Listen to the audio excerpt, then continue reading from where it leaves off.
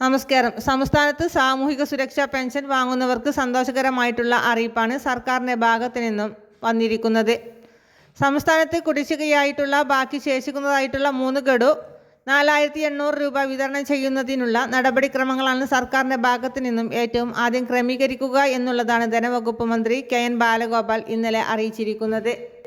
അതായത് 5 മാസത്തിലെ കുടിശ്ശികയായിരുന്നു നമുക്ക് ഉണ്ടായിരുന്നത്.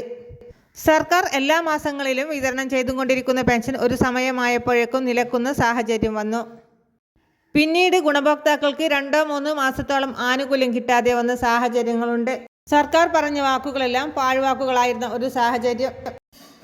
അതിനുശേഷം പിന്നീട് സംസ്ഥാന ബജറ്റിൽ 2024 ഫെബ്രുവരിയിലെ ബജറ്റിലാണ് കൃത്യമായിട്ട് എല്ലാ മാസത്തിലും പെൻഷൻ വിതരണം ചെയ്യുവാനുള്ള പുതിയ സംവിധാനത്തിന് തുടക്കം കുറിച്ചത്. അതുമാത്രമല്ല, കുടിശ്ശികകൾ വളരെ വേഗം നൽകുമെന്ന് സർക്കാർ അറിയിക്കുകയും ചെയ്തു.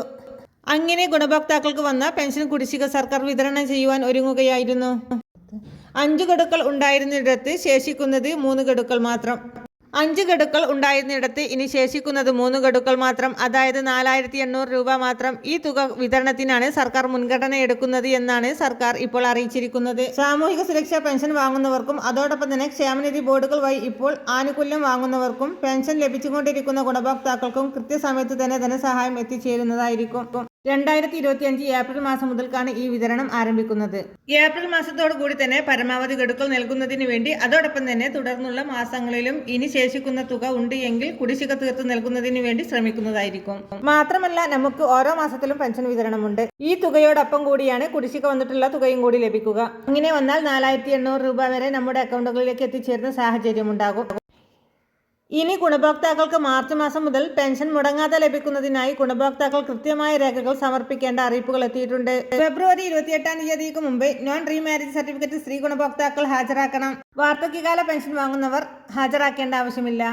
വിധവാ പെൻഷൻ, അവിവാഹിത പെൻഷൻ സ്കീമിൽ ആനുകൂല്യം കൈപ്പറ്റുന്നവരും 60 വയസ്സിന് മുകളിൽ പ്രായമുള്ളവരും ഈ രേഖകൾ സമർപ്പിക്കേണ്ട ആവശ്യമില്ല. അല്ലാത്തവർക്കാണ് ഈ രേഖകൾ ഹാജരാക്കേണ്ടത്. തദ്ദേശ സ്ഥാപനങ്ങളിൽ ഇത് നേരിട്ട് ഏൽപ്പിക്കണം. അതോടൊപ്പം തന്നെ ആധാറിന്റെ പകർപ്പും വെക്കണം. അല്ലാത്ത പക്ഷം ക്ഷേമ പെൻഷൻ ആനുകൂല്യം തടയുന്നതാണ് എന്ന് സർക്കാരിന്റെ ഭാഗത്തു നിന്നും അറിയിപ്പ് എത്തിയിട്ടുണ്ട്.